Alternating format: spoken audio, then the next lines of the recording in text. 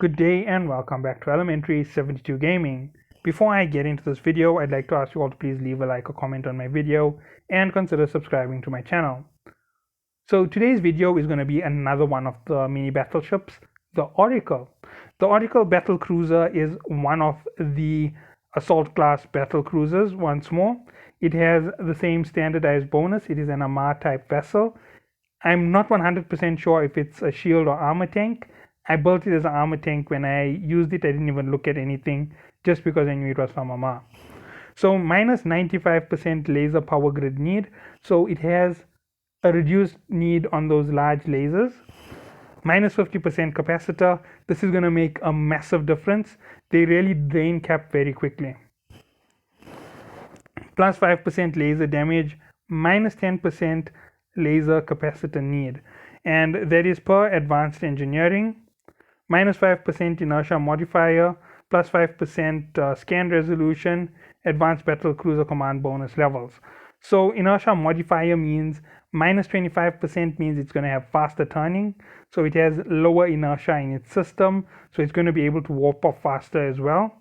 5% scan resolution per level, 25% maximum, faster locking onto targets. Right.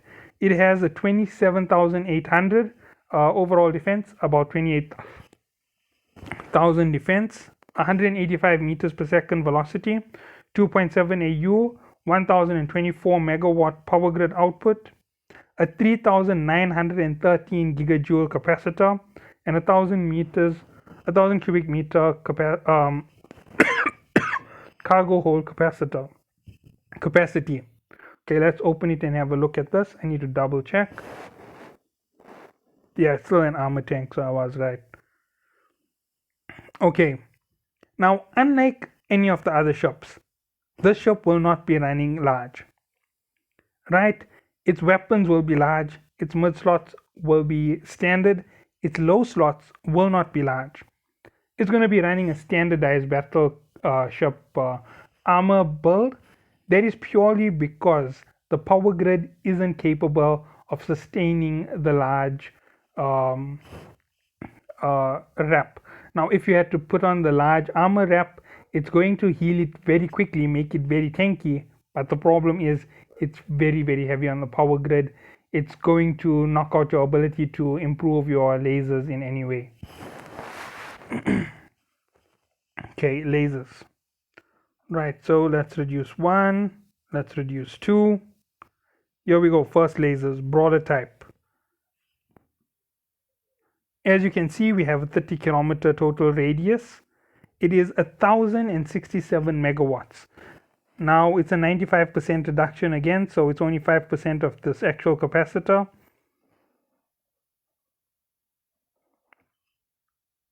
About 51 megawatts, you can say, per weapon. So 51 times 3 is just 306 megawatts for this particular ship. Yeah, I'm thinking I'm about right. No, I'm wrong. Divide by 100 times 5, that will give me 10.6 times, if I round it up, it will be 11. That will give me 55 megawatts. 55 times 6 will give me 330 megawatts of the power grid. That will leave me with just under 1,700 if you have advanced engineering. If you have past advanced engineering, you might have more, but please keep that in mind. With 1,070, if you put on a big rep, you have less than 65 megawatts to build the rest of the ship. So you can't use the large armor rep.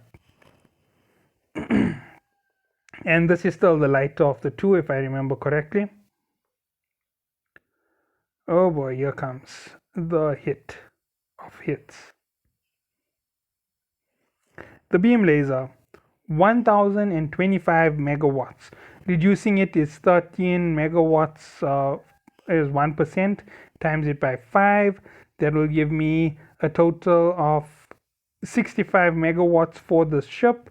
65 megawatts per weapon times 6.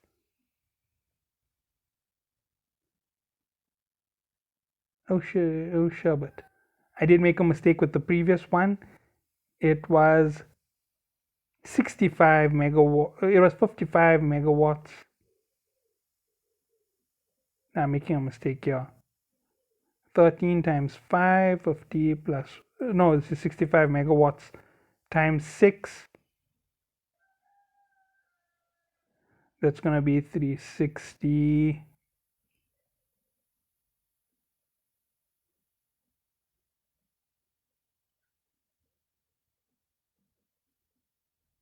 395 megawatts total. So 1000 megawatts if you're going for the long range setup. That's going to take you just past. That's 58 plus 6. 64 kilometers. So 64 kilometers with large lasers. They aren't as long range as the cannons, but let's get into it in a little bit. Okay, your mid slots. Now, regardless of which way you're going with this ship, it's very important to note this as the following. If you're going brawler fit with the Oracle, you're not going to get the best out of it, right? You're going to be going with the standard fit. That's going to be double lasers, double Weber fire and a target painter. If you're going long range, you're going to go triple target painter. You do reach that radius for perfect evasion from large weapons, so you're going to go triple target painter. It's the easiest thing for you. It gives you a lot of bonus if they do get close enough. In terms of drones, if you're doing brawler, you're going to equip drone. Since you are a laser class weapon, you're going to go with the standard Vesper or Hammerhead. That is the best type of drone for you to have. It will do an overall good damage. So there we go, mid slot complete. Let's get into the building of the low slot. There's 5 slots to fill on the ship. So let's start off with your armor wrap. Now, as you can see, the armor wrap is, oh wait, sorry, this is the wrong one. As you can see, the armor wrap is quite big. It's 111 megawatts. So if you put double armor wrap on your ship, you do have that ability to recover quite a lot of armor. Right? It's 548 per wrap. It's quite a big amount. It's going to help you. If you're doing brawler, you do need double, right? And you're going to need an armor hardener. That's going to be a C-type armor hardener adaptive. And there you go. This is your ship build. From a 3-point, you only have 2 points left on your ship. You're going to go double heatsink for brawler, right? If you are having problem hitting targets because you don't have enough research into your large lasers, you're going to go you're going to go heatsink plus versus computer tracking computer. Now with that there, it's going to give you a little bit more range. It's going to give you a little bit more accuracy. You can hit enemies a little bit better with the brawler fit. But let's go to the large range, the long range combat. You're going to go with 1 wrap, 1 hardener. Right now, yes, you don't have that massive ability to recover. You're not recovering so much that it's going to give you a massive difference in combat. Your shield is going to melt and you're going to be taking damage on your armor non-stop. Now, these ships are good for long range combat. They're heavy assault vessels. So for the heavy assault, this ship in particular, you can play the close range, you can play the long range. It doesn't really hurt you that bad, right? The biggest drain to you is your lasers themselves. Let me just open that one more time to show you what I mean.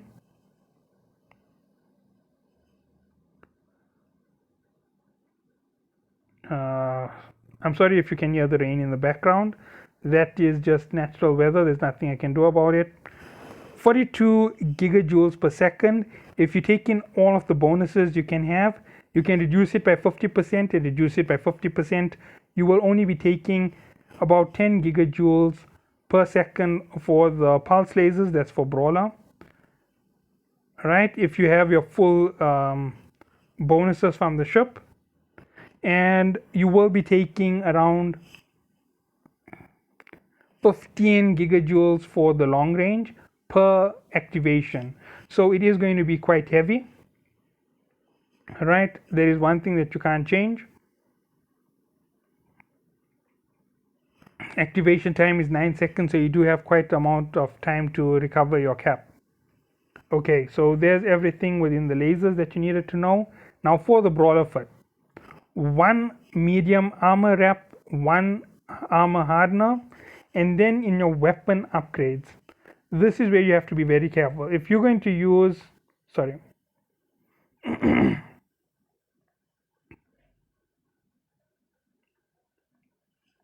if you are going to use a heatsink, you're not going to get to the massive optimal ranges that you want.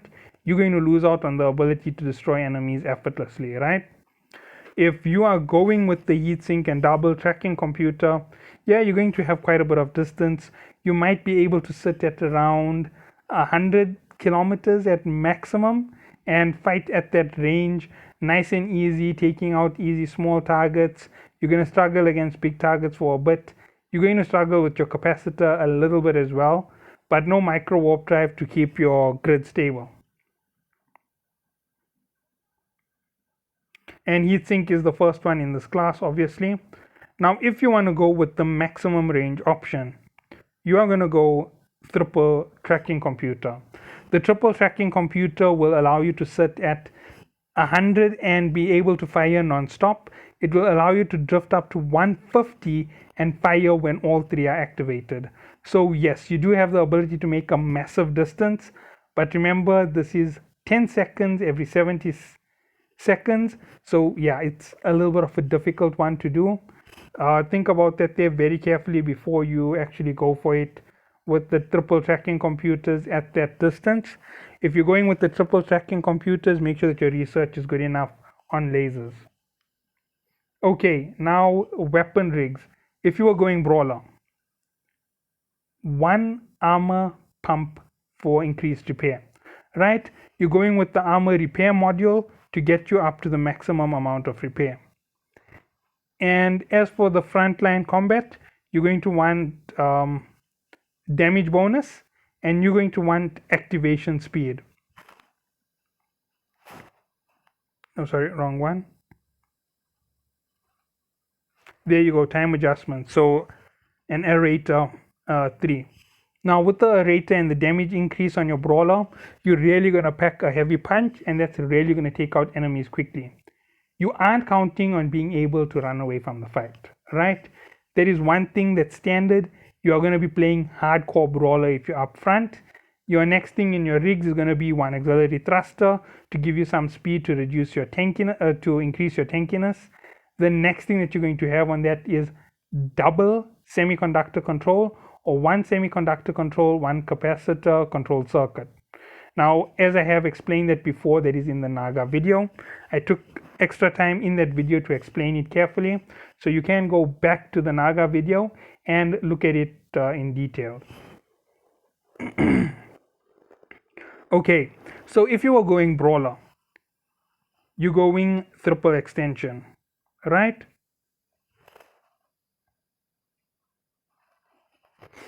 You are going to extend yourself out as much as possible. That is all that you really need on the ship.